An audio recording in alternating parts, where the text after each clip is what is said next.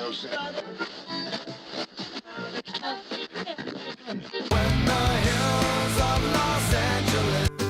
Angeles, I'm and most Hollywood nights. She goes to California, oh, California. What you say about Los Angeles? LA got the people saying,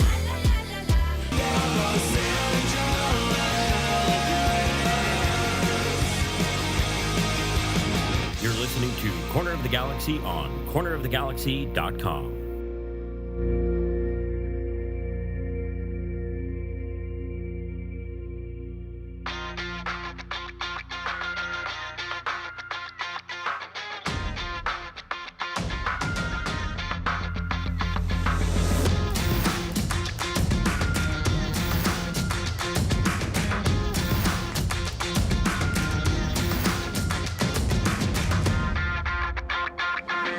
Welcome to Corner of the Galaxy, the show that talks 100% LA Galaxy soccer.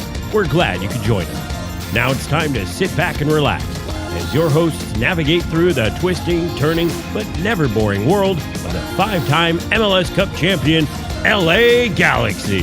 Hello, everybody, and welcome to Corner of the Galaxy on cornerofthegalaxy.com. I'm your host, Josh Guesman, coming to you on a Thursday, June 1st. Happy June. Happy Pride Month. Hope everybody's doing well. A lot of stuff going on in LA Galaxy land. Wow, what a shocker. After Monday's podcast, some news dropped, I heard. We're going to talk about that. Chris Klein out as president of the LA Galaxy. Then what do the LA Galaxy up and do? They up and go to RSL. They score the first goal. They end up coming from behind. They do all the things they haven't been doing, and they end up winning a game. What do you know? 1-0. What a great way to start the season. That's what somebody said. What a great way to start the season. Helping me talk about the LA Galaxy tonight because there is no game this weekend. We're glad to have him back. He's always the best. It's Eric, the Portuguese Hammer Vieira. Eric, how's it going, buddy? We're back. We're in a new era. We're 1-0 in the post-Chris Klein era. This is a new leaf, a new season. We're putting all of our eggs in the 2023 basket. What have I been telling you all year long? That's right. 2023, this is the year. This is the year. We're making a run. Oh, what an interesting week. Well, Mike Gray messaged me on Twitter and said, totally normal Galaxy season we're having. Totally normal, nothing out of the normal, nothing crazy. Saturday going from the lowest of lows, right? On Monday night we had Will Kuntz on. You guys hated him. A lot of you did. And then slowly you started to warm to him. And I would suggest, just an observation from my point, maybe you should go back and listen to the interview now that Chris Klein is gone. All right. And the only reason I say that is you were looking through things with really like dark and despair glasses. It was like the Addams Family glasses, maybe, something like that. Like that's where you were at. Everything was bad. Nothing was good. There is no light in the world, right? That type of thing. And I understand it. I'm just saying, if you go now and listen to Will, I think that you'll be a little more receptive. You're in the right. Sometimes you do need to be in the right headspace to receive information, and you saw it. And I think because the loss was so bad on Saturday, people were mad at you. They were mad at each other. They were mad at everybody because it was like this was a home game. You're supposed to have the opportunity to make things right and get things going at home against a Charlotte team that was supposed to be beatable. You don't put away your chances. You end up looking bad. You have Chris Klein off to the side. People were just livid and angry and upset. So you're right. I think with that Will Kuntz interview, they had their torches and they were ready to go. And so I don't think you're saying go back and listen to it in lieu of the Chris Klein news, like there were hints or there were kernels, because from everything you're saying and from they were saying that was not known information. It was not known. It was not the morning. I am telling everybody, I can give you somewhat of a timeline, but I am telling you I have a good authority that Will Kuntz had no idea what was going to happen the next day. Now, it seems likely that the whole decision on Chris Klein happened on Monday, but it was not disseminated to people until Tuesday morning. So maybe Monday in the evening it happened. Tuesday in the morning, we know that there were meetings at the LA Galaxy and that people were starting to. We know that other people are no longer with the LA Galaxy as well. So there's little things that had happened. And so it was, I was actually, so we were chasing down some news in the morning. Let's give you a little throwback. We were chasing down news in the morning. We had heard that some people were losing their jobs. and it was not linked to Chris Klein at the time. So we're doing all this messaging. We're trying to find out who and where and when and why, and a whole bunch of stuff was like trying to line up. And it was funny because we had nailed down the thing that we thought we knew, and we were like, okay, good. We're done. We're like, that's it. That's all the news there is for today. And then but things kept rumbling. Yeah. And then people got called back into meetings and so more like it happened in sort of a cascade. And then we eventually, as you saw, I think Keith Costa again was the first one to put it out, and we were chasing. I was able to confirm it a little bit after Jeff Carlisle had confirmed it. And then the LA Galaxy pretty much came out with their statement right behind that. And so it was this cascade of events that went happen. But I am 99.9% certain had no idea what was going to happen on Tuesday. And part of what my defense of Will, not that he needs me to come in and defend for him or for anything, I think a lot of people, and like you mentioned, we're not in the right headspace to receive that conversation. We're kind of, waiting for him to, badmouth the front office and kind of say he's in there to clean things up. And I think even had the news come out that morning, you are not going to get Will Kuntz come and say everything that Chris Klein had done wrong and bashing. Like these are his employers. He's there as an ambassador to the club. When I was listening to him, he very much reminded me of Dennis DeClosa, someone who was willing to come on, willing to be open, willing to have the conversations, talk about what's on his mind and how things are going. And I think just the fact that he came on is huge. So that's why it reminded me of Dennis DeClosa, someone who's not afraid to come out and tell you how they're feeling, say how everything's going, tell you what the plans are. He did give some insight about the transfer window, things that they're looking for, moves that they didn't make, moves that they could make. So I listening to it, didn't have my pitchfork out ready to go. I felt like, Kuntz seems to be the right guy for the role, and we'll see if, there's a vacancy now at club president, if Kuntz slides into that, or if there's other opportunities for other executives that they maybe are going to look at it, because if it's not involved in soccer operations, if it's all club operations, maybe there's a different, executive that they're going to look to put in that position, and Kuntz stays where he's put, kind of taking care of all the soccer operations and player personnel things. But I enjoyed listening to him. I think, and again, this isn't a bash on him. I don't want this to come across, but I think some of the things that he was explaining, a lot of our listeners are already privy to, like the funny money that he mentioned, the TAM and GAM, and so I credit to you and our listeners. I think we're in on that, but I think he was trying to explain, well, there's mechanisms and there's things like, it's very similar to what Dennis DeClosa was saying, all the different rules and different things that you need to be aware of. And I think that's something that our listenership already has a pretty good grasp on. But I think that's part of what his role is, trying to explain that and kind of, why, if people are upset about the moves the Galaxy are not making, it's important that they know all the machinations and all the different wheels that are circulating on why, it's not as easy to just say, okay, Messi's available, let's go sign Messi. We're seeing that play out right now. Yeah, I think, and I remember when we started this podcast, it was way back, right? This was way back. Whenever we had our first player on, it was I think it was Brian Jordan was our first player. I remember the PR person at the time, Jaime, he was like, hey, don't get into tactical stuff, right? Like, just stay the whole day. And we're like, yeah, sure, whatever. Like, it doesn't matter. We didn't need to get into tactical. It's funny because the role of the podcast has changed in that we used to explain broad concepts and sort of cover that stuff. And now you're here because we explain in detail the roster mechanisms and things. Yeah. And I sort of mentioned it in it, which is I said this to Will. I said, you're sort of an MLS nerd's dream, right? That we get to talk to you when we eventually have him on again, as long as he doesn't get fired for reasons. Trust me, I'm not saying he's going to. I'm just saying right now, let's not just say there's stability around anywhere. Okay. All right. If someone was ever to keep their job, and get multiple extensions, I think he's safe for now. He should be okay around for a little bit. Yeah. Well, I was joking around with him a little bit, and I'm like, we'll invite you back on. That's if I still have a podcast. I don't know where we're going with any of this stuff either. Yeah. If you don't get blocked and taken off the area. Yeah. But I mean, he's a nerd's dream, and I think that eventually we will be able to have those conversations with him and sort of be like, listen, you don't have to explain it to us. Let's get down to brass tacks. Let's talk about how we move mechanisms, salary caps, all that type of thing. I think he's that guy. So anyway, that was Monday night. Tuesday morning, all heck breaks loose. And we were chasing down a bunch of things, and then it finally came down. So The LA Galaxy released a statement. The LA Galaxy have parted ways with President Chris Klein. It was announced today by Dan Beckerman, President and CEO of AEG.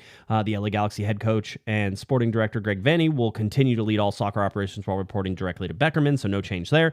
As a club, this is Beckerman, as a club, we have not achieved our goals or met the standard that we have established for the LA Galaxy, said Beckerman. We believe it is in the best interest of the club to make a change and being a comprehensive process and begin a comprehensive process to seek new leadership that will return the club to the level that our fans and partners expect. We are thankful to Chris for his years of dedication and commitment to the LA Galaxy as both a player and an executive. And then Chris's statement, I'd like to thank Phil Anschutz and Dan Beckerman for the opportunity to serve as president for the LA Galaxy for the past 11 years. Said Klein, my family and I love this club, and I'm grateful to have spent 16 years with the organization as a player and an executive. Thank you to our supporters, partners, players, coaches, and staff for all the passion, dedication, and hard work. Now, here is A lot of words. It is, and parting ways is a nice way to say that, we fired him, which is what happened, but they're probably, I imagine they didn't fire him for cause, right? And so whatever contract Chris Klein was under, he's probably still getting paid that money. The real mistake here, and listen, I think Dan Beckerman was finally put in a corner that he couldn't escape out of, which was after the Charlotte game, seeing that performance, seeing the reaction from the fans afterwards. Just the whole sort of thing that cascades down on a Saturday night after you lose at home to Charlotte in a game that you very, very likely should have won, right? And even if you're a bad team, you probably should win that game.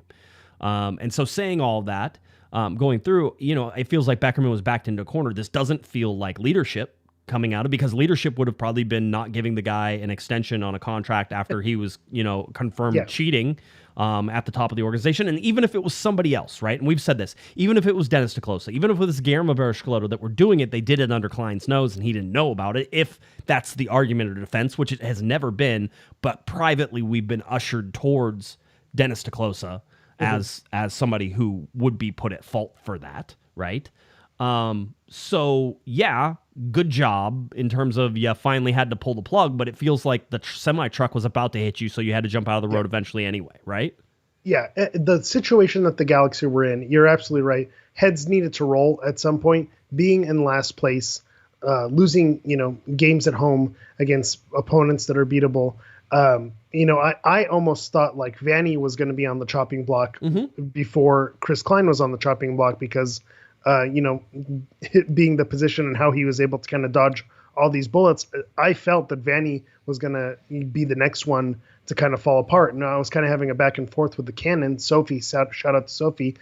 She was saying, a lot of people with the Klein out chance, it was almost like an excuse. At some point, the players need to perform. Vanney's got to get his roster decisions right. Like, we can't keep using Klein as the excuse.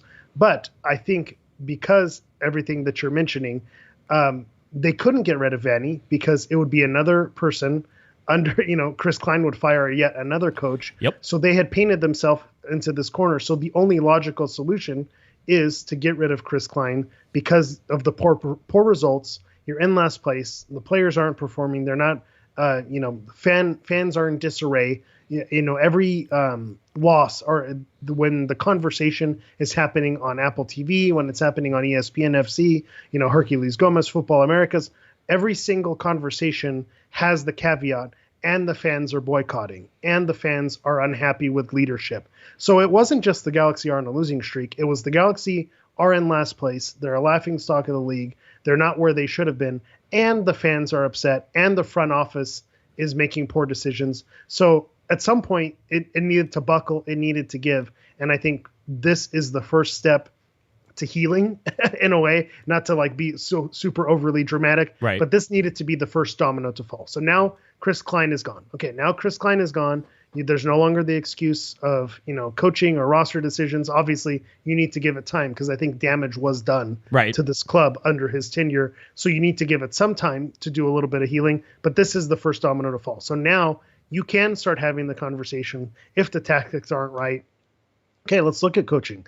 If you're not bringing the players in, okay, let's look at, who's making those roster decisions and making those moves to bring the right players in. Right. And I think with Kuntz and listening to him speak, I feel like we've been burned by this before, but it feels like he's in the right headspace to make those correct moves in the future, given his past and his record as well. So this is the first step. It is in the right direction, but they painted themselves in the corner, and you can't be in last place with the fans in disarray and everything going on and just say, the room's on fire, this is fine. That meme, like, you can't just say this is fine. Something had to give. And I think he was just the first domino to fall. And I always have been on record, and you've been saying it, this season shouldn't have started with him as president of the club. He did not do enough during his tenure. Two of the worst seasons, before this season, two of the worst seasons in Galaxy history were under his tenure.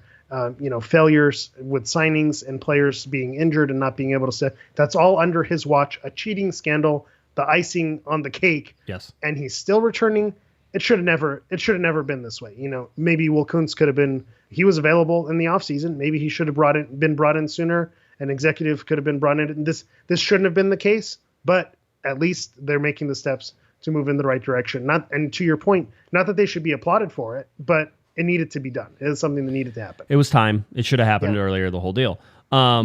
Now, obviously everybody's like, why? Why now? I'm going to tell you, and I believe this in my heart of hearts. The Charlotte loss was the last straw, and you could sort of feel it just in the dejectedness of the players, of the coaches, of the fans, that this was the low, right? That's scraping the bottom. There's nowhere, this is it. You can't go any lower, right? And it was sort of, we were even playing off those words. It's like, how can it go any lower? And somehow the Galaxy always seemed to find a way to make it lower. It keeps, somehow, we say that, tongue in cheek, knowing that, we thought, 2 seasons ago was a low, or 2017 was a low. We keep finding new bottoms. That's the crazy thing.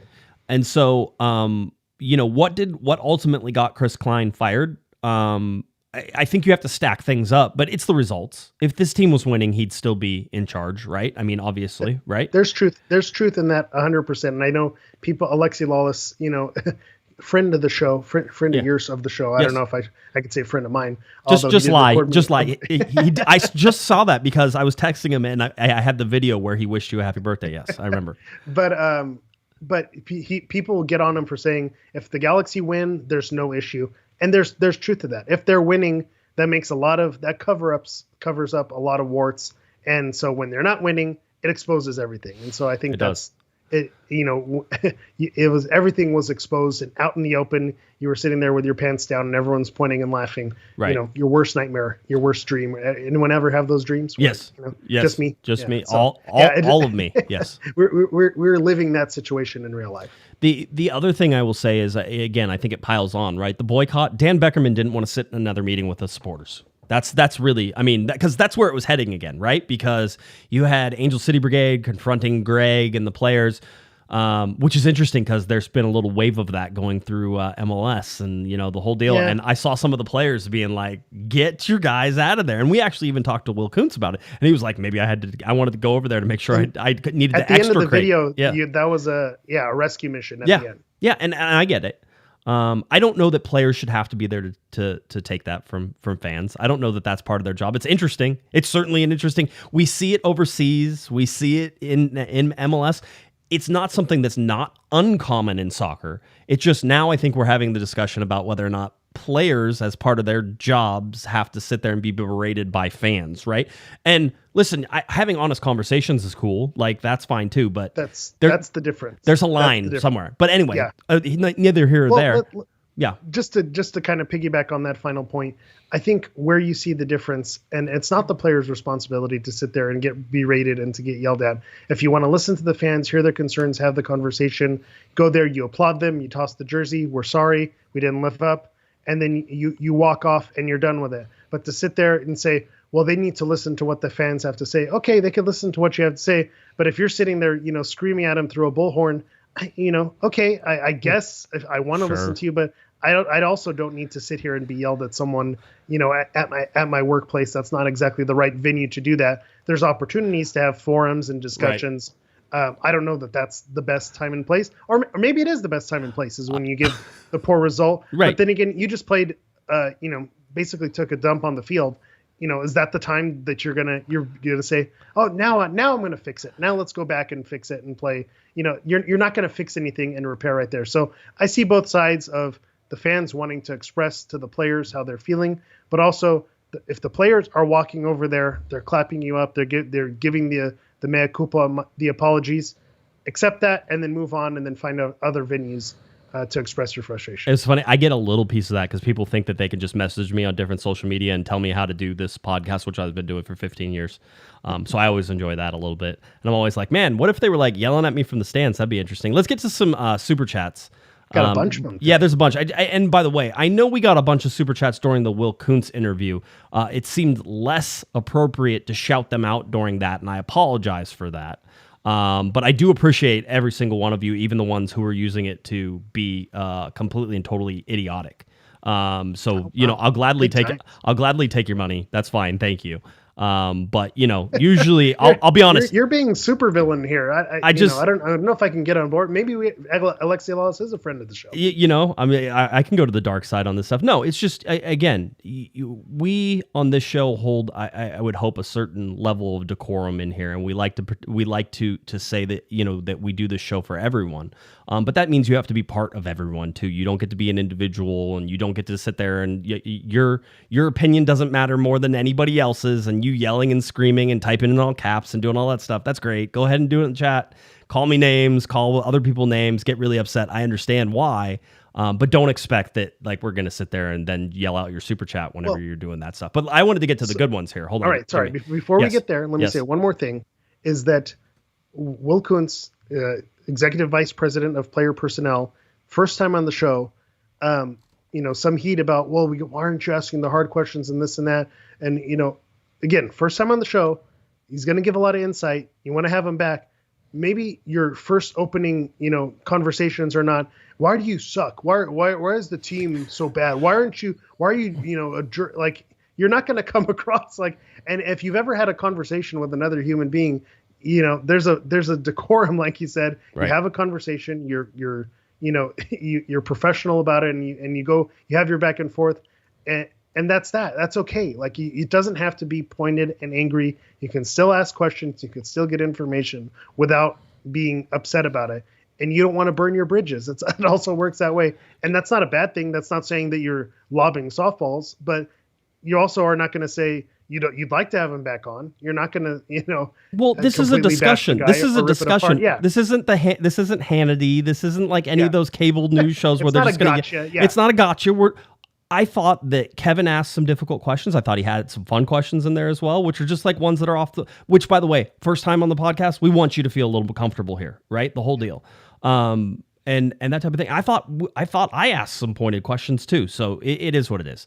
I'm not going to worry about that, but I would suggest people go back and listen to that. Jump in there again. Now that you needed my backup, but I just wanted to share my 2 cents. $20 super chat from Jonathan. Happy Klein out week. Thank you for that, Jonathan. Appreciate it. Philip, $2 super chat replying here. Should we listen to the last podcast backwards? It has some secret messages in there. Definitely. I think if you play the Briggs, this is LA, play it backwards. Right. Start it right as Will Kuntz comes on, and then you might hear some special things. That's right. Patrick, and shout out to Jonathan too. Also, top-notch replies on Twitter. He always has a great quip, something to come back at. So appreciate you, Jonathan. $20 super chat from Patrick. Galaxy World may be predictably chaotic, but COG is always solid ground. Thank you for that, Patrick. And then Maximus, if Costa gets arrested, is Galaxy obligated to keep paying him? I forgot that was even happening Tuesday morning. That wasn't in the show notes. That wasn't. And that got buried. Maybe that they did the Klein news to bury, the Douglas Costa situation. So I know Kevin had talked to the reporter in Brazil who had put it out, and the reporter says it's real. He's talked to to Costa's lawyer. Apparently it's alimony and not child support. That's one thing that's sort of, I think, a gray area because lots of people were reporting it one way, lots of people were reporting it the other way. But basically that he owes his ex-wife money. And that's sort of where that is. And I know there were lots of people sort of talking back and forth about it, but it was like, this is one of those things in Brazil that like you actually could go to jail for. Like this is one of those things that they're pretty hard on. So apparently the arrest warrant out for Costa since May, I think May 26th, I think that was whenever it came out. So middle of May or end of May in that area. Just another sort of era to the Costa craziness. I don't think anything surprises anybody at this time. People were asking, could the Galaxy cancel his contract for morals clause? I'm sure they could. I'm not sure they're going to. I think that probably stays. Also, we don't know what that means. I don't think he's going to be extradited from the United States in order to go to Brazil for that. But it would certainly be interesting to see if somebody made the request, right? It is, and I see it in the chat. How's it someone makes that much money and fails to make those payments? Like, you would think that's a perk. You're not playing, you're not using that money, like, or directly earning that money. But like, I feel how like did that happen? I feel like you don't have an ex-wife. That's what I feel like. You're right. Yeah, that is also true. No. But it's one you of have to pay those those things. But yes. Yeah, it's just bad press, and it's that fine line. Does this fit into something that's a breach of contract, a character issue? What is it? Activities detrimental to the team. I forget what those terms that are used. That if he's doing something that's causing the team harm, is that something that you could release him for? So it runs into that issue. If you're Galaxy front office and lawyers and you have people on it, you're scrolling through that contract saying, is this something that we can dump him off and get rid of him and open up a DP slot? Right. You hate to go in on someone's misfortune, but from a Galaxy perspective, this could be, you're out. But I just don't know that this is enough. That this is the thing that's going to be able to ring him up on. It's the same thing with Klein, though. It's a conglomeration of things, right? And I was trying to say this on Monday night, and I know I was flustered and not saying it the way, but I felt that there was too much pressure, and I even asked Will about it. I said, it feels like, Chris Klein has lumped all this pressure on the LA Galaxy. As a professional athlete, you don't need any more pressure. First of all, you're at war with the fans, basically, because that's how they've set themselves up, right? Us versus the noise, right? I'll talk about my T-shirt here in a second. I was going to say, but like, shameless plug right there. Yeah, I know, but it's us versus the noise, right? And it's us versus them, the fans. And I'm like, that's the stupidest thing I've ever heard. You're going to need them to come back, and you're going to want them to, but you've been calling them names and not speaking of them or directly to them. The answers always should have been, yeah, it sucks that our fans aren't there. We understand why they're doing it, even if we disagree, right? And we'd love for them to be back here supporting us, and answer that question 30 or 40 times without going into it's just noise on the outside. We just got to be insulated. This team does not need to be insulated. This team needs to be embraced and loved and carried and coddled. I called them soft after the Charlotte game. They're on a road to redemption with the win in RSL. That was not a soft performance. So yeah. I will say that. But in the Charlotte game, they were soft. They caved, they gave it in, and they gave up. Especially even captain with Chicharito getting the 2 yellow cards and the red cards. That's why they get that rap. But this team, just like they were last year, is emotionally soft in a lot of ways, and you can't put them into a whole bunch of adversity. They're not ready for it. So whenever Klein is there linking his job to the results, doing all this stuff, and if you listen to Greg Vanney talk, and I talked to a couple players about this, if you talk to them about it, they are upset that Chris Klein is gone. And I know some of you are like, that's impossible. It's totally possible. Chris Klein, and I will say this is somebody who has interacted with him over those 11 years, and even before that, whenever he was a player, is a nice man. All right. I do think he lost some respect with the fact that he stayed too long. Right. And I think that there was a time when that was supposed to be up, and he didn't realize that time, or maybe in his mind, it's about not giving up. As a player, it's tough sometimes to be like, I lost the game, right? And for Chris, as a former player, I think he didn't realize he had lost the game, and that it was already over, and he's still playing and waiting for that whistle to blow. It's like, no, dude, the game is over. But he's a nice man. He deserves to, for those guys, he was a friend, I'm sure, and he was a boss, and he has been that guy for the last 11 years. Like him or don't like him. And as we've already said, there were many reasons why he shouldn't be the president of this team, even after 2017, let alone after this last one, right? And none of them, to your point, were that he was a bad person. It was all job driven, results, based things that were leading up to that. So you make a good point that if this was someone who was the boss and was around the club and had daily interactions with these people, yeah, there is going to be a reaction to it. But you mentioned something, and I kind of agreed with it, with the team being emotionally soft.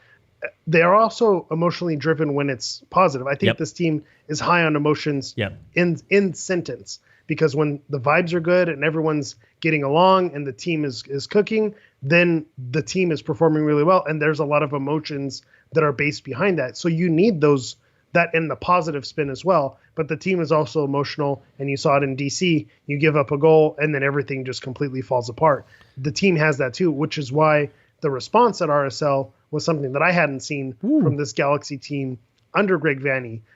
So watching them claw and fight back and not give up, you can't help but think, and is a causation or correlation, that there's a weight lifted off their shoulder. Okay, we don't have to worry about the fan boycott and this and that. That okay, now we can just play. Let's play our game. So part of me thinks, as much as they may have liked Klein, it is a monkey off their back. It is absolutely is. That they could they could breathe a little easier and have one less thing on their mind, when they're gearing up for these games. And I think that's it. I think knowing now, especially after the win, right? I have it on I've talked to a couple sources. Chris Klein got fired, and 20 to 30 minutes after that, there were season ticket reps sending out text messages to people I saw that. Saying they're moving fast. They were well, I mean, you should. This is not a time to sit there and mourn his lot. No, these guys are on commission, and I know that they sold a significant amount of tickets for the June 21st game, and I know that they sold some season ticket memberships, the full, the partials, those type of things. I know they sold some of those as a result of Chris Klein being fired. I know that there was an uptick in sales on merchandise. There's these little things that has sort of came through. Which if you're Dan Beckerman, did Dan Beckerman make this move because the Galaxy were in last place? Okay, if you're going to be in last place, let's at least fill the arena. Let's at least sell merchandise. And so that I wouldn't shock me if that was a directive. Okay, we're going to let Klein go. Here's your marching orders. Go. Salespeople, go. Let's make the push. The fans said that they weren't coming back until he was gone. Now he's gone.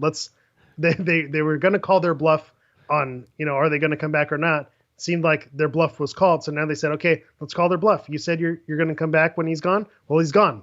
Come back. And so I think it wouldn't shock me if that was a directive from up top. Yeah, I mean, it's just that it was. I think it was more or less effective in terms of what it was. And and we all know this to be true, the lack of fans at the stadium at home hurts the LA Galaxy. Everybody knows that. And I think anybody pretending that it doesn't is crazy.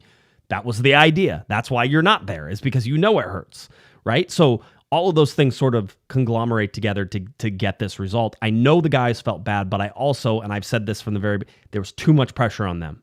There was too many things riding on every result. They were overplaying. You know what they didn't do against RSL? Overplay.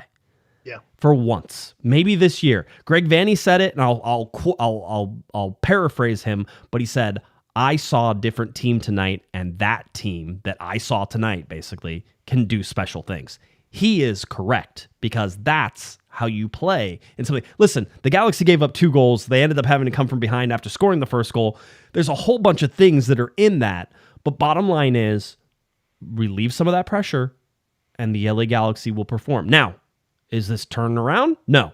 Not even close, right? Galaxy can go lay an egg in Open Cup, and then they eventually make their way into St. Louis, which is going to be a very tough game. That's a tough game to go and play there. And then they'll come back for Sporting Kansas City on June 21st, where it will be a big damn party. I'm telling you right now. There are people. It's a midweek, which is the bummer. Right. But I think it is still going to be a party for sure. Yep. And this is one of those things. This is how it sort of returns, right? Yeah. It sucks that they couldn't do it when there would be more home games on the weekend, all this other stuff. It is if they wanted to time it perfectly, they could have waited for a home game stretch, right? Or even earlier in May when the way things, and then sell out the place for a few consecutive weeks. But to your point about Vanney's comments, I almost called him Granny again. I've done that a couple times.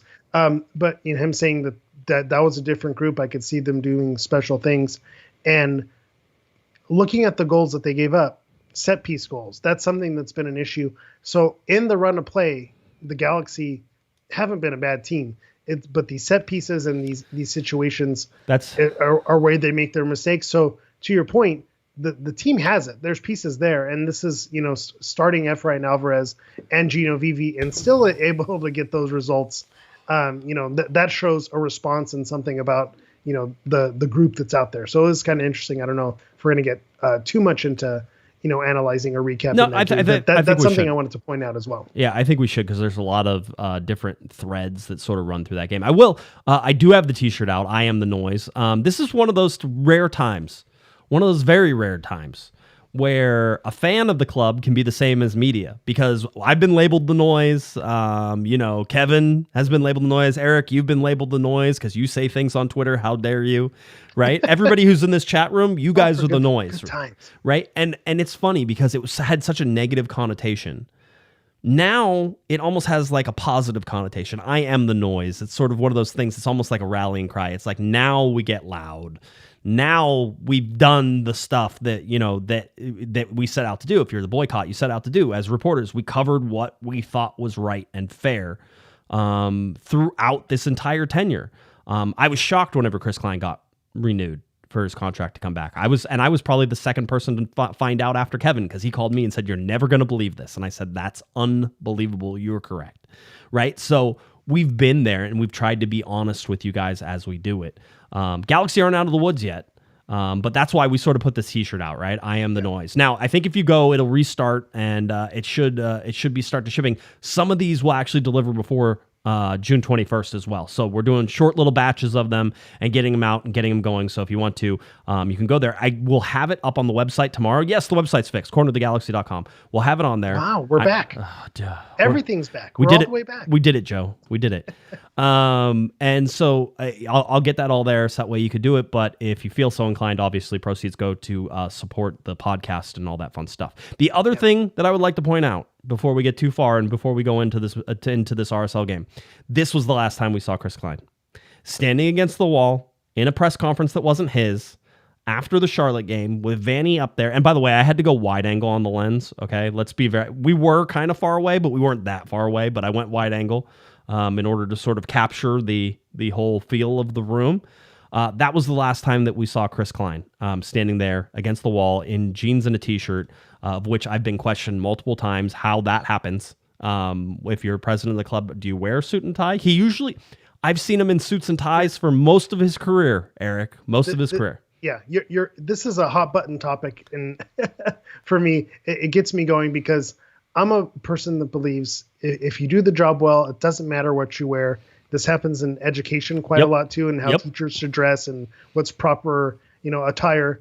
But I will say this: when you show up on a school campus with a tie or with a coat and a tie or a suit, you get a different response from the students than if you show up in jeans and a t-shirt. You just do. Mm-hmm. And so if you are I think it's fair to call out the jeans and a t-shirt of someone, at work, if does their job require them to be in a suit? I don't know that that's totally fair. But if you are the face of an organization that is the LA Galaxy, that's supposed to be the crown jewel of Major League Soccer, should you present yourself in a respectable way so that people respond to say, "Hey, that's the president. Look at this." I think that the people calling him out for the way he was dressed, I think that's fair as well. The other thing that I wanted to say, what makes the photo that you showed interesting, is from January 1st or whenever, his contract was supposed to have kicked in, to May, 28th or 29th, whenever the news was dropped, basically 6 months, we did not hear public comment from Chris Klein. Nope. There wasn't an interview. There wasn't a video. There wasn't a press conference. There wasn't an announcement. There was some internal stuff, I think, that he did, but nothing outside. For 6 months, under all of the fire, you never saw, your president addressing the people, standing in front of it, wearing it. And so I do think there's not that there's irony in it or like but it is interesting that his last time that he was seen as president of the club was, again, declining to comment, sitting off to the side, not actively addressing all of the fire that is around him. So I just thought that was an interesting way for him to go out. All right, let's turn the page now. LA Galaxy heading off to Real Salt Lake midweek game. Some rotation in this. Not a lot, as you mentioned, Eric. LA Galaxy getting 3-2 win, and the starting lineup that included Efrain Alvarez and Gino Vivi in it. Alvarez out on the right side, and then Ricky Puig was not a second forward, although he sometimes play. It's weird how the LA Galaxy let Ricky chase up top, and whoever the forward is sort of come back. It's sort of the idea that Ricky's not good at defense, so you might as well let him chase and pressure the ball because he's actually pretty good at that, right? So it's like relieve him from defensive duties, let him chase up above whoever the forward is. Dejan Joveljic mostly MIA again in this game. I don't know that anybody's surprised at this point, but I also see people that are consistent in their belief that he never gets first-team players to play with. And, it's kind of hard with Efrain Alvarez, who gave away the ball, I think, 10 times in the first half, to argue that. Gino Vivi, not strong enough for what I would like to see. I need to see some progression out of him. I thought he was okay, but he's young. Funny. Yeah, I got blasted a little bit. I put on Twitter, I like Gino Vivi. I kind of liked what I saw. And this is a conversation we've had on the show before, is he's not going to be a world beater. No. But I think in terms of with a team that lacks wingers, I think he's a winger you could throw out there. He didn't make as many mistakes as his counterpart on the other side of the field. Did he leave you wanting more? Yeah, I think he did leave you wanting more. But I do think there are situations where he is going to be serviceable, but where you're going to get that progression from giving him the minutes these situations. Yeah. So I don't have an issue with it. Efrain Alvarez, though, again, we keep saying it, a chance to prove himself, a chance to come out, a chance to really say, hey, I'm here. I can do this. Put me in, coach. I'm a good player. Yeah. And no, that it feels like this is over.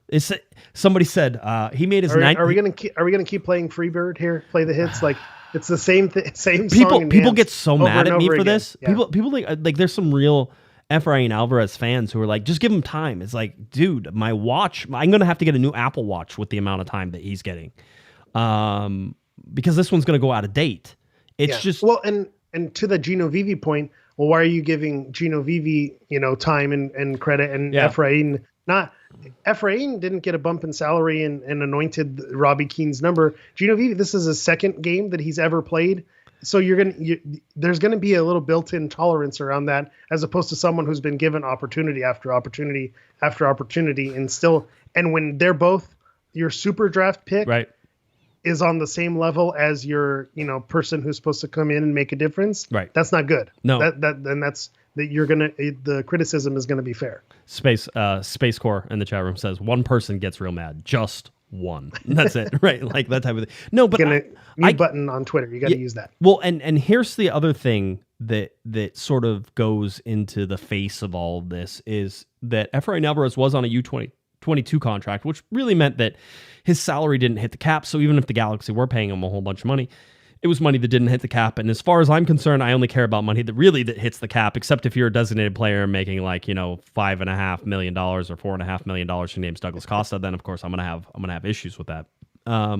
So, for me, that's another part is that now he's a TAM player. And I heard Brian Dunseth talking about him as a U22 and then over to a TAM.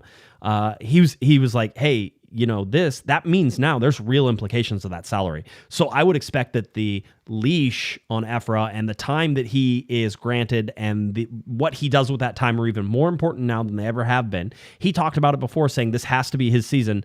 This is not his season. And I don't know that next season is going to be the season, but bottom line is you wait and wait and wait and wait and wait.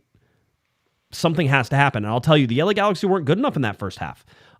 Surprisingly, they survived. Jonathan Bond came up with some good saves in this game. Also, I think at fault for the corner kick goal, because coming out and not getting to the ball is a thing you can't do. So either stay. And this is not his first offense in that regard either. And so you get all those things. So Bond keeps him in it. Bond kept him in some of the second half too, made some great saves, that type of thing. But then, the penalty kick, right? And that's where you get into this craziness is that was the first penalty kick the LA Galaxy were granted and converted in 2023. You want to talk about crazy. All the things that have gone against the LA Galaxy for most of the year. That's one of those things that has happened, right? And by the way, in a VAR review, went their way. Right. Yeah. Vieira even went that way, and it was a clear handball. And it was funny because everybody's like, oh, we couldn't. I know if you're watching the broadcast, you didn't see it right away.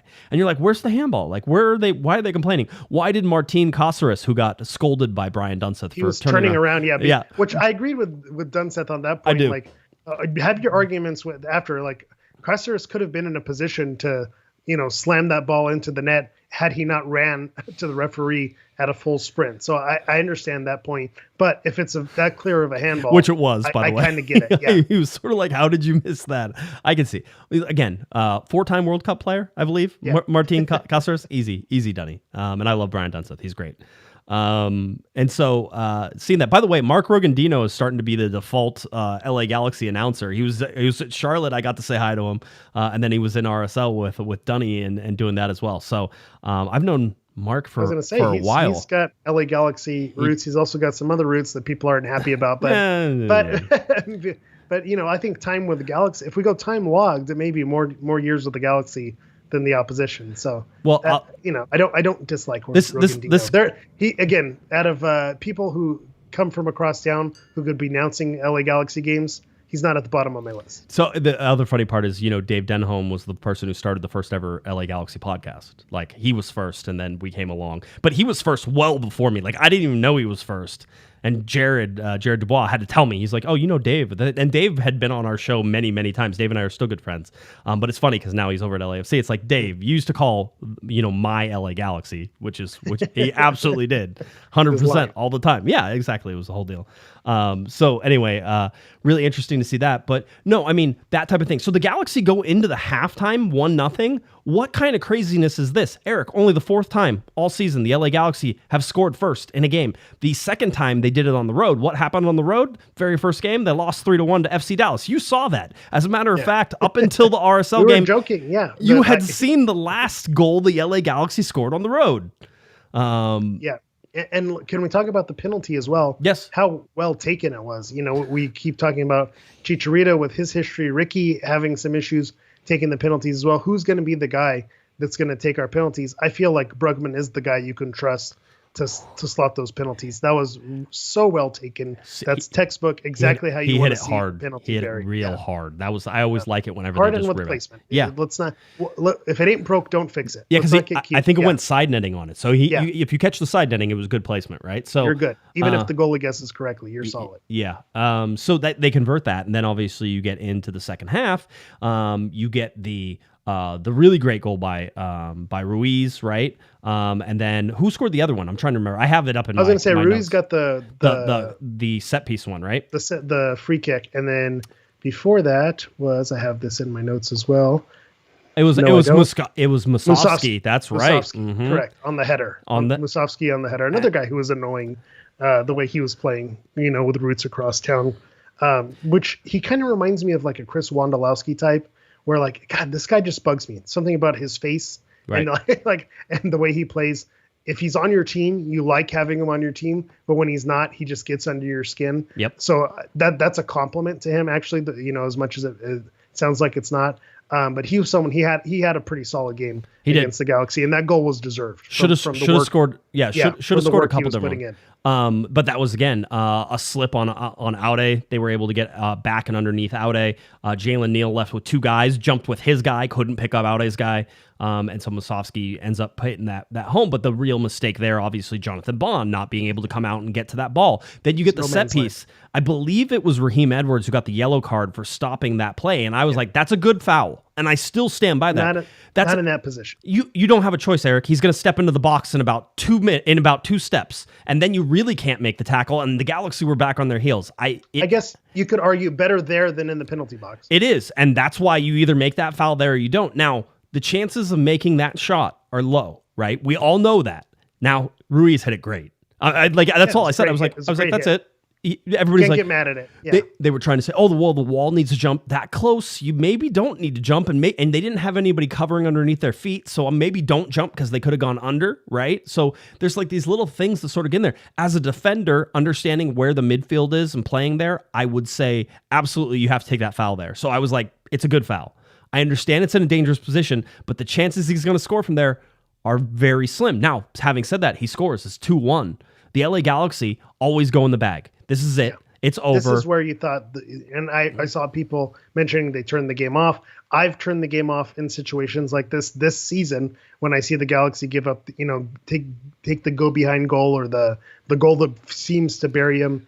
So I understand people who felt this way, and that's why I mentioned the Galaxy had not responded like this going a goal down all year long. Maybe under Greg Vanney, I haven't seen them respond like this afterward. And now you get the substitutes. You had the substitutes. So you got Tyler Boyd, who came in and replaced Efrain Alvarez. At the half. At the half. Now, what we knew was, and I had told you after Saturday's game, I was actually making a restroom stop, and I was headed out, and Tyler Boyd came walking out after I was down underneath the stadium, and Tyler Boyd came out and saw him walk by me, and I just said hi real quick, but I saw his hand was in a cast, and I think I told you guys that. I tweeted it, and I talked about it on Monday to sort of say it. I didn't think it was that bad. It was just like, a soft wrap cast, that type of thing. Come to find out, Tyler Boyd broke his hand. Now, we didn't know that until after the game. Alex Ruiz pinched this picture from Tyler Boyd's Instagram. And so Boyd has the break on his middle finger of his left hand. Yeah, that does not look like fun. I'm awful with like bone breaks and things like that. And it's weird for someone who enjoys watching like UFC and things like that. So looking at that, I'm like, wait, where's the injury? And then when you see it, it's like, ooh, yeah, that does not look like a fun time. By the way, super chats, $10 super chat from Roger. Thanks for all you do. Love listening to every show. Thank you, Roger. Appreciate you.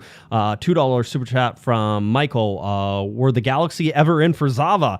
Don't. I haven't watched it. I'm going to. It's over now. So now I get to watch the whole thing because my wife wanted to binge watch it. So I told her it was time, but not tonight because I'm here on the podcast. She better not be. I swear to God, she better not be watching that downstairs right now. I almost fell in a moment of weakness because my wife was traveling this week. I was like, I might just watch it. But I waited. Okay. She arrived today. We watched it actually before we went on. So Okay, had to clean up my tears before we went here. That's good.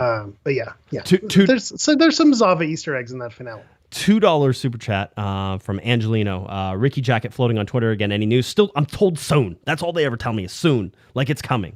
$10 super chat again from Gary. As always, thank you guys for all you do. Greatly appreciate it. Gary, thank you. Appreciate that. Everybody. You guys are all awesome. So now, subs, Tyler Boyd breaks his hand. The doctor, according to Vanney, said, you're not going to make it any worse. So as long as you can stand the pain, you can play. Tyler went through training on Tuesday and basically went to Vanney and said, I want to play. And Vanney says, how do you not play a guy like that, right? He goes, he didn't start because we had planned for it without him, right? And so you planned during the day. So I wanted to bring him on in the second half. And, Vanney's not going to say this, but seeing Efrain Alvarez, the most obvious switch in the whole world at halftime was Efrain Alvarez coming off for Tyler Boyd. That's what I thought. And again, I feel for Efra because you almost don't want to give up and say, okay, what else can you do? But when you have an option of bringing Tyler Boyd off the bench, you're right. It was the most obvious move to make. It is, but they bring him on, right? Bring on Memo Rodriguez, right? So you get him in this game as well. So now you have a game where the LA Galaxy are losing 2-1, and the LA Galaxy go into transition, and my man of the frickin' match, this guy has been playing this good for a lot of the season. It just hasn't produced the results it did on the night. But Calegari, and I'm told we're going by a single last name, all right? I want to call him Lucas because Greg calls him Lucas. But like Ronaldinho, Calegari. Calegari has some of that special sauce to him. The turn he makes to then dish He gets the ball. He has two guys who are on him. He turns away from them to sort of go back to his own goal. They give him a break, and he just splits them coming back through the other way. It's not bad defending. It's just really good move from a defender. You don't expect a defender to turn into trouble. It's very Brazilian, is what it is, right? And that's not his first rodeo because he does that quite often. Yep, he's in situations like, how does he get out of these situations? He does, and you're right. He's been. On Instagram, I do my champion of the week. He's been in the mix week after week after week. He hasn't gotten the nod officially. This week might be the week where he gets the nod, but he's been right there. He's been stellar, for the team. Again, that's with the goals that they're leaking. He has these moments at least once or twice in every game where he shines, and you're right. The results haven't. There's nothing to show for it. Right. And this week against RSL, he finally has something to show for it. He gets the show for it. Raise your hand if you like Julian Araujo. Raise your hand if you like Julian Araujo. Okay, now put your hands over your ears. Calegari can be a better player than Julian Araujo. He has a better technical side. Maybe not as much as getting up and forward and into the attack, because I thought Araujo was really great at that, the assists and everything that come with it. Mm-hmm. But in this game, look at what Calegari was able to do. The spin away from danger, the feed to Puig. Puig then, I thought, made the wrong choice. I was like, why would you go out there whenever basically Pooch has been calling his own number on those, right? Mm-hmm. We talk about the overplaying. Overplaying would have been Ricky Pooch calling his own number there. The correct play probably is outside to Memo. Memo gets it. I think he had Savarino who overplayed him and thought he was going to the line. Memo stepped in and hit golazo. All right. There it is. Unbelievable shot. No, did it. don't give people the satisfaction. Unbelievable hit. Nice balanced. Didn't overhit it. Good contact. Nice placement. Good speed. Nice balance from him too. Just everything came together. I guarantee you. And I tried to ask this question and I stepped on it in the press conference, but I kind of just wanted to be like, Greg, you've been waiting for Memo to hit that shot all year, haven't you? Because you know that's sort of what. Yeah. Has he already hit one of those? I feel like he's had a similar banger this season. I think it was an Open Cup or maybe preseason. I know he's had Open Cup and preseason. Maybe in goals. preseason. Yeah. Maybe it was a preseason banger. Yes. This is not his again. Yeah. Speaking of not first his goal rodeo. though. First goal for the LA Galaxy in MLS play, but he hit. I mean, just an absolute banger. So now it's tied. I'm almost speechless here. I'm like, the Galaxy just came back. That's weird, right? It's like that's not something. Yes. And you're saying on the road, maybe a point. Okay, I could live with a point. They fought back. They didn't, combust. Okay, I could live with a point on the road. Yeah. So I was feeling how you were feeling right there. Yeah. I was like, okay, point on the road. Interesting, right? And really, the big deal there is the Galaxy were able to score before RSL made the changes that they wanted to change too. And so it's like all of this stuff sort of combines and we talk about, being out coached and we talk about coaches against coaches and stuff like that. Vanney won that battle. He got Boyd on the field, and Boyd comes into it at the end of this, right? But he gets Boyd on the field. He gets Memo on the field. He was able to rest them for the first half. They come in as, quote unquote, the starters that really have rested for 45 minutes. They come in, and now they're doing something different that RSL was not prepared for. And not only that, but I think RSL was sort of prepared to park the bus at 2-1 and didn't get a chance to because the Galaxy were able to answer back and do the things that they were supposed to do, right? And that's a chicken or the egg thing, because is that getting out-coached or is that the players performing and spoiling, poo-pooing the other coach's plan moves? Because it did mess with, their subbing rotations and what they were planning to do. And I think you saw a team with confusion and kind of shell-shocked, and then we saw what happened almost immediately after that, to basically a minute and a half later. Yeah, so transition game, right? We talk about the LA Galaxy in transition. Galaxy score with Memo on the transition. Calegari keeping that in that transition mode, right? And a big mistake there. Then a bigger mistake from RSL is they give the ball away. The ball is able to be shuffled out to Calegari on the right-hand side. He's able to take it in. And then it's the appropriate ball in the appropriate place with the appropriate run. Everything was the way it was supposed to do. Calegari hit a curving ball away from the goalkeeper. It was able to get out and around the defenders. And Tyler Boyd, all he had to do was knock it in. That's a goal the LA Galaxy have not been able to make all year. They would have, if this was a different game, they sky it. If Chicharito was there, he would have missed it. He would have tripped over his shoelaces and hit that with his knee, and it would have gone out of bounds. 100%. Yes, and those are those things that you look at and you say, okay, that's this LA Galaxy team. And we joke about it all the time, LA Galaxy are a counterattacking team, but when they are doing things, and this play has been there throughout the entire season, which is getting on transition, getting in a spot, and then screwing it up, right? Well, and also, if you go back to Charlotte, where was the game lost? Charlotte was possessing in the opening half of that game. That was their move, is we're going to come and we're going to try to control the game. So where did the Galaxy have the most chances? It was in that first half. Yep. In transition play, they just didn't bury their opportunities. So this is where I feel like I'm taking crazy pills. I say this all the time. If they can figure out their counterattacking, their transition, this is their bread and butter. And when they're going to run into teams who are above them in the standings and who are quote unquote better, this is how you should play it. Pick your moments and then spring Calegari in there and let Boyd and Chicharito, hopefully if he can get things right, let them get going in those transition moves. That's where this Galaxy team is going to be dangerous. Possessing, trying to break down a team in the low block, this team isn't going to go anywhere doing that. So trying to find those moments in transition, that's where this Galaxy team is going to make all the difference. When we look at the XG, it was actually tied 1.6, 1.6. We can get a little closer in on that, I think, and eventually gives it to RSL at 1.64 to 1.61 if you really want to take it. But bottom line is, LA Galaxy had big chances, Eric. Big chances they converted, right? So the penalty kick obviously is one that's going to be a 0.8. So that's or 0.75, I can't remember, whatever it is. So that's high. There. But bottom line is the Tyler Boyd goal is a high percentage shot, right? The Memo one is the only one that you're sort of like, okay, that one's from a little further out than probably you would normally score, but he scored it and it was well taken. It was a nice hit, and those do go in sometimes. So yeah. Well, the funny thing about that is how often you see players spray the ball into row Z.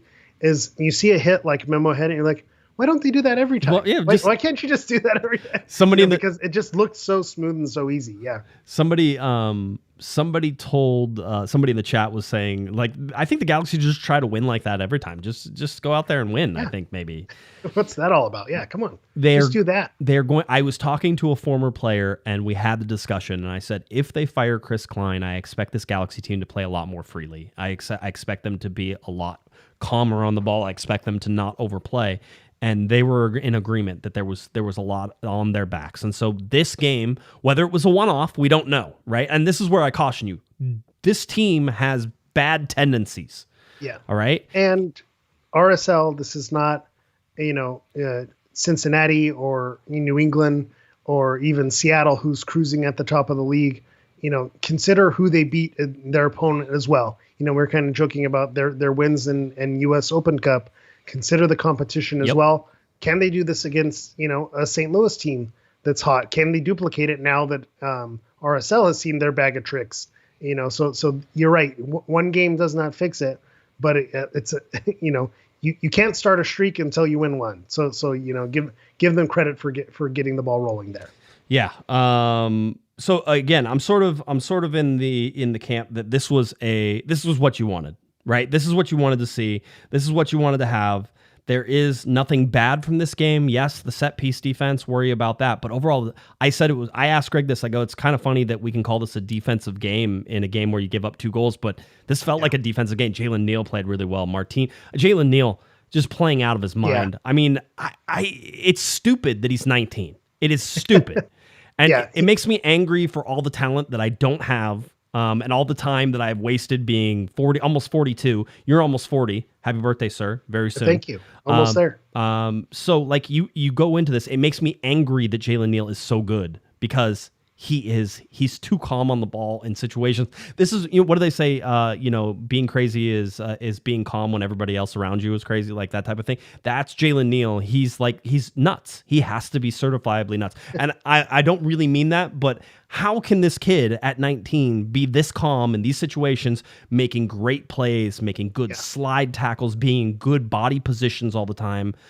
He's going to make his mistakes. Every defender does. Well, when you're under the line of fire, it's naturally going to happen. Even the best defenders on the world, they get scored on. It is what it is. But you're right. The level that he's been playing at and taking that starting spot and making it his, you see a lot of banter back and forth about the U20 national team and how it's kind of a bummer that Jalen isn't there. Right. But I think when you take the trade-off, the experience that he's getting alongside Martin Caceres and against the level of competition in MLS play as opposed to a U20 national team, from a different country, respectfully, I think he's better off professionally in his growth, staying where he's at and doing that. Yeah, he's missing out on some of the camaraderie and the going up, but I think, he's gaining a wealth of experience and just being completely lights out. The one thing, and again, he's 19, and if you're going to, pick nits or whatever it is, Musovski was kind of, getting under his skin. Yep. So I think if Neal gets, a little bit more physical and builds, and that's going to come with, age and getting into his body and being more, but when he gets the bruiser gene, or when he unlocks that FIFA characteristic of like someone who's going to bully you on top of it, watch out, because now you're going to take the positioning, the tackling, all the pieces, and then you're going to add physicality to that. You're talking about someone who, loads and loads of potential. Really love watching him play and watching the potential of where he can go. He's not a U20 player. That is a future U.S. men's national team player, and you can sort of feel that. I hope that pans out, and I don't mean to put undue pressure on somebody. No pressure. Yeah, but that's where it's headed. And by the way, I don't think he would care. He doesn't. He seems to not care at all. I'll tell you right now. I think he get a yellow card for a challenge on Musovski, or at least there was he got talked to, and I was like, Greg Vanney likes that because Greg Vanney's biggest complaint about Jalen Neal is the physicality. And I think you're right. That's what I'm saying. That's the part that needs to be unlocked. Yeah, which will come with time. Yeah. All right, so we go there. After the game, 2 LA Galaxies placed on the team of the match day. Gaston Brugman and Calegari in there, and then Ricky Puig is the guy on the bench. Greg Vanney, I think in my mind, probably could have won coach for this one. But Luchi Gonzalez from San Jose gets that as San Jose was able to beat Seattle on the road. I believe they beat Seattle in Seattle, if I remember correctly.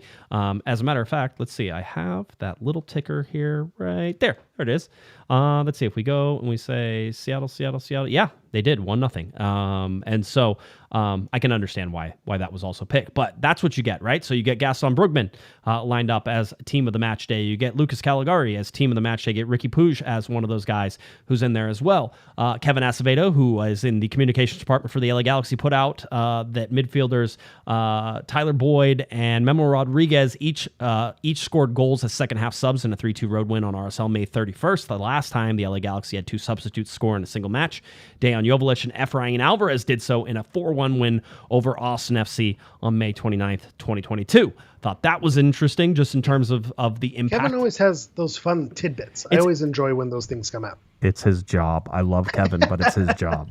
But I understand, but you have to dig in to figure that out. You it's do. Like that's got to be that's that question. How many set piece goals have we given up? Yep. Obviously, he's not going to push that's that out. But right. like it's those things happen, and it raises the question. And you do want to those are fun stat of the day type things to put out there. Apparently, Jalen Neal was almost off the field and then decided to come back on and give these LA Galaxy fans his jersey. So shout out to Mr. Jalen Neal, doing the Lord's work, spreading the gospel of the LA Galaxy around Rio. I was going to say Rio Tinto. It still feels like Rio Tinto. It's America first or second, whichever. Yeah, I know. It's Rio Tinto.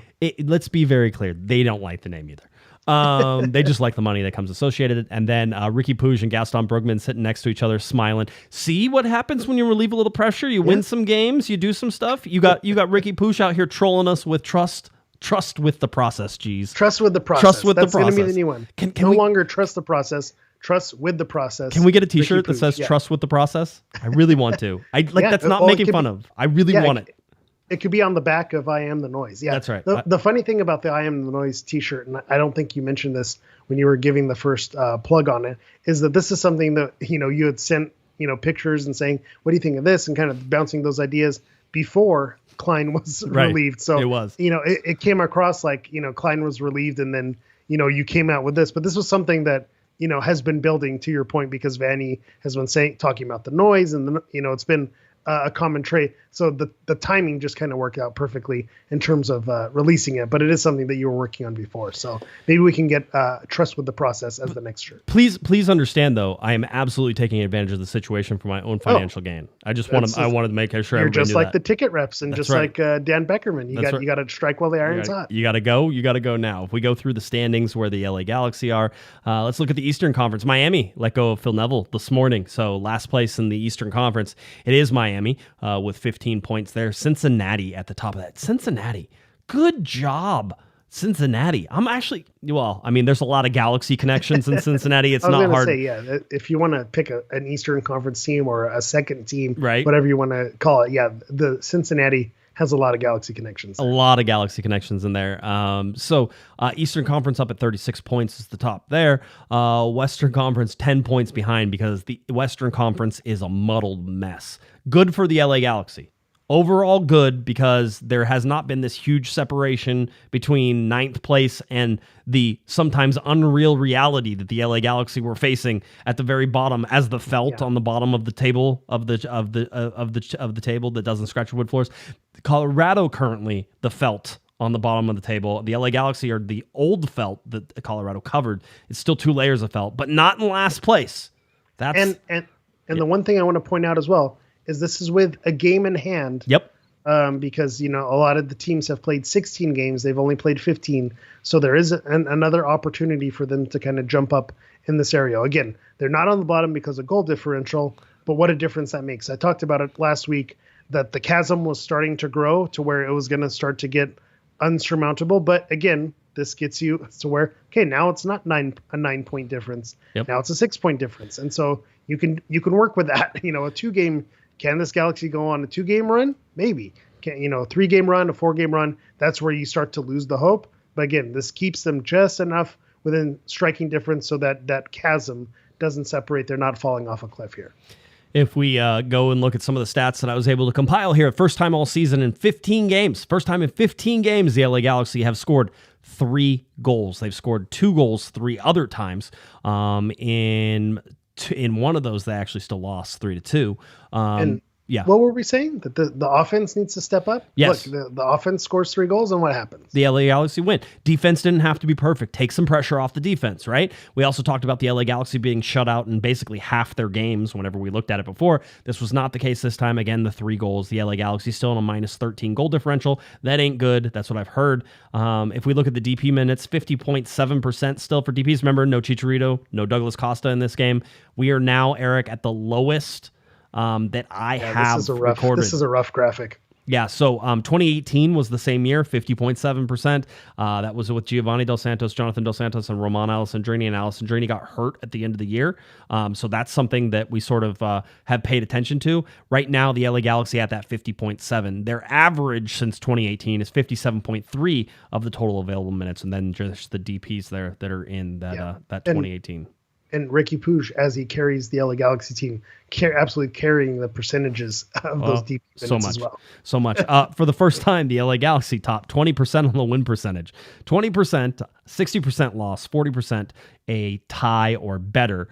Those win percentages and the tie or better percentages really have to increase. This is still not a good team from all the stats that you've seen, from all their results. One win does not clean the slate, but whenever you've cleaned the slate with a president now being gone, there is some renewed hope. So 1-0 since Klein is gone. I've seen that a lot. It's a great way to start the season. Like the season just started, right? And we're back, baby. We're all the way back. And there's something to that still. And I know we've sort of joked about it, but they're not completely out of touch with everything. They are clearly still near the absolute bottom for the LA Galaxy, right? Whenever you look at it, they're clearly near the bottom in terms of what is good. And so you look at this is all LA Galaxy teams ever. As we look at this in the LA Galaxy, there's like one team, there's 2 teams really that should be below them whenever you plot it out. And if we go and look at the chart that shows over 15 games where everything is, 12 points, now better than 2006 that had 9 points, and 1997 that had 10 points. Again, not great, just a mild improvement. The slightest bit of positivity that is sort of eking out on all of this stuff. Yeah. And you have to hope that everything kind of balances out to 0, because if you look at previous seasons, they started off hot and then they had, losing streaks at the end of the season. So, we're 3 games shy of the halfway point. So, or I think that's right. Or, just 2 games shy of the halfway point for the Galaxy. So you have to think, okay, maybe they had such an abomination in these opening games. Maybe the second half of the season is we say, wow, did the Galaxy just rip off, 5 games unbeaten with 3 wins and 2 draws? Did that just happen? And so maybe it starts to balance and you start to kind of level back to 0 as the second half of the season goes on. Points per month. Hey, you know what? May was actually a better month than any other month. They got 2 wins in it. It's not the best. It's not great. Again, it is just barely keeping it's not drowning right now. The Galaxy's mouth is under the water, but their nose is still above it and they can still breathe for now. All right. Someone threw them the life raft and they're Tyler Boyd's broken hand is holding on to the life raft. So they're not sinking to the bottom, but they're not in a great place either. Right. Understood. And then again, we've sort of said this, but when the Galaxy scored the first goal, they're 3-1-0, 8 goals to 6 goals. When they allow the first goal, they're 0-7-1, and they've been outscored by 13 goals. All right. So it does matter. It is important. Looking at the schedule coming up, no game this weekend. Weird. So no game this weekend. LA Galaxy at RSL on June 7th. That is an Open Cup game. I imagine RSL will want some revenge. I imagine they're probably going to play more of a first-team lineup than the LA Galaxy have seen in their first 2 games. The Galaxy basically played 2 USL teams, or maybe even lower than that, 2 USL teams in their first 2 Open Cup games. But And a chance. But RSL also plays on the weekend. They do. They play at Austin, so they have to travel as well. Not a super far trip, still a trip. Still have to, not going to sleep in their bed. They have to play a game. They have to come back, and then they'll play whenever the Galaxy play on June 7th. And then the LA Galaxy off to St. Louis. Very difficult game at City Park. 10 a.m., by the way, on June 11th. Woo, that's an early one. So buckle up for that one. Soccer for right? You there. Absolutely. But that stadium has been buzzing. That team, they're a hot team this season. So at the beginning of the season, I would have said, hey, this is an opportunity, expansion, St. Louis opportunity for the Galaxy to get points. Then you look at how they've been playing and how their stadium's been rocking, and this is a game where you maybe don't feel as great as you would have. So maybe SKC is that get-right game on the 21st. Very well back home. That's the party. Go and compete in St. Louis. I think if you compete, people will be able to tell. Again, that's sort of what you want to see. Looking at the schedule that's coming up, I heard just 50 days now until Leagues Cup starts as well. So keep that in mind because let's go. There it is.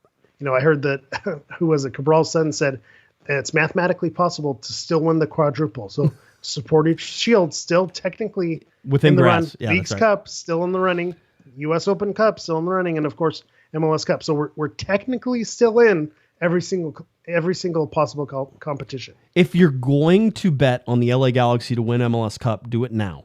Okay, I'm telling you, you should have done it after Charlotte, but that's really hard to do and feel good about not wasting $100. If you're going to do it, feel better about yourself this week and put that $100 down because I'm sure the odds are long and it would be an interesting one. I'm again not saying they can do it, but that's the bet. In my mind, because they're technically not out. They're technically not out. That is exactly right. So that's sort of where we sit.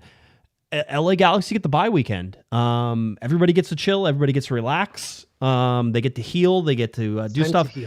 Emotionally and physically. It should be pointed out, Tyler Boyd doesn't know if he needs to have surgery on that. So that's something that could be real bad for the LA Galaxy, being he's one of the only wingers they have. You want to talk about if it goes the way that this season has sort of been going up until this point, then you would expect that in about 8 days, we find out Tyler Boyd's going to have surgery on that. Basically, what they said was they were going to put it and set it and sort of put it in place and then wait to see how it was healing. And if it was healing appropriately, they wouldn't have to do surgery. And if it doesn't heal appropriately, then they're going to have to go in. And then that probably means he's going to have to be out because there's one thing to sort of worry about it in terms of you're not going to screw it up anymore, right? It's another thing to have surgery on that stuff and do all that stuff. So if once you have surgery, it gets trickier. You actually want to wait and then you can't play and you sort of want to wait for it to heal so that way it can start healing and that type of thing. So. But you also think about, the Leagues Cup break that's coming up and, if it starts trending in the right direction, maybe, he kind of is able to get surgery at the right time where it's minimum games, lost for the LA Galaxy or it's games lost right in competitions where they might not need him. All right. To sort of put us out here, executive producer Herb, he gives us an $11. I love that he's changed his name. Yeah. $11 super chat. Hey Josh, hey Hammer, missed the show. Can't wait to listen to what you guys had to say about a certain someone that is no longer with the team. Viewers and listeners, please hit that like button. I added the please because I thought that would be nicer, but Herb is obviously our executive producer and that type of thing. I had you, Herb. As always, Herb. I had teased something that maybe we were trying to do. It just the schedule is not going to allow it right now. Yeah. So we're going to try and take a deep breath and try to put together a live show for you guys coming up sometime in the future. All right. I want to get at least 1 or 2 by the end of the season. And we need a good place to do that. And so we will figure out where that is, how to do it and all that stuff. And I want to make sure you guys have plenty of time and we have plenty of time to promote it and all that stuff. I want to do it sort of as the Galaxy break. When they don't have games, because then it gives you something to do is come. And also that helps us get special guests when they don't have something else to do, right? So Dennis Ciclosa, Kevin Hartman, if you remember our last live show that we did. I thought you were going to say Kevin Hart. I was like, man, that's a good get. I don't know what it has to do with the Galaxy, but yeah, obviously. So we'll try to do that again, right? And maybe we'll have some good guests for that. So I think that does it, Hammer. I am all out of talking. That's the funny thing is no game preview. I was like, are we going to be able to fill an hour? But Klein out, Douglas Costa in his situation. The Galaxy finally win a game. I think we had plenty to talk about. So shout out to the chat as well for keeping things interesting and spicy guys were on good behavior today. The LA Galaxy will not be playing a game this weekend. Okay. That one I'm ready for. Yeah. Okay. Good. Just wanted to make sure. All right. Why don't you tell people where they can find you, and then we'll get on out of here. Let's go. All right. As always, you can find me at HammerEV9 on everything. That's on Twitter, Instagram, and TikTok. That's HammerEV and the number 9. All right. If you're looking for me on Twitter, it's at JGuesman, JGUESMAN, and of course at Galaxy Podcast. Head on over to cornerofthegalaxy.com. It's mostly fixed. We'll keep working on it. But you can get that there. We'll put the link up for the shirts on our store, so that way you can do that. Remember, I am the noise. It's rallying cry now. Also, I need to trust with the process. What is it? Trust with something like that. Trust with the process. We'll figure Trust it out. with the process. Trust with the process. Okay, just want to make sure. We'll get that up there. We'll try to figure out if we can get that one out there as well. All right, $2 super chat for Mr. Provino. Just fell out of the car. He's on a train right now. I know that for sure. So thank you for that. We appreciate it. Everybody have a wonderful weekend. Enjoy no games, and then the Galaxy back on Wednesday in the U.S. Open Cup game. We'll have a show on Monday to help you out. All right, for Eric, the Portuguese Hammer Vieira, I'm Josh Pato Guesman. You've been listening. You've been watching to Corner of the Galaxy on cornerofthegalaxy.com. Have a great one, everybody. You've been listening to the Corner of the Galaxy podcast on cornerofthegalaxy.com. You can follow the show on Twitter and Instagram at Galaxy Podcast, and be sure to check out and subscribe to iTunes, Stitcher, and Facebook by searching for Corner of the Galaxy. Fans, we thank you for listening, and we ask that you be kind and courteous to your neighbors as you leave the podcast. We thank you for joining us and look forward to seeing you again. Until then, I'm Michael Araujo, and on behalf of the entire Corner of the Galaxy crew, goodbye, everybody.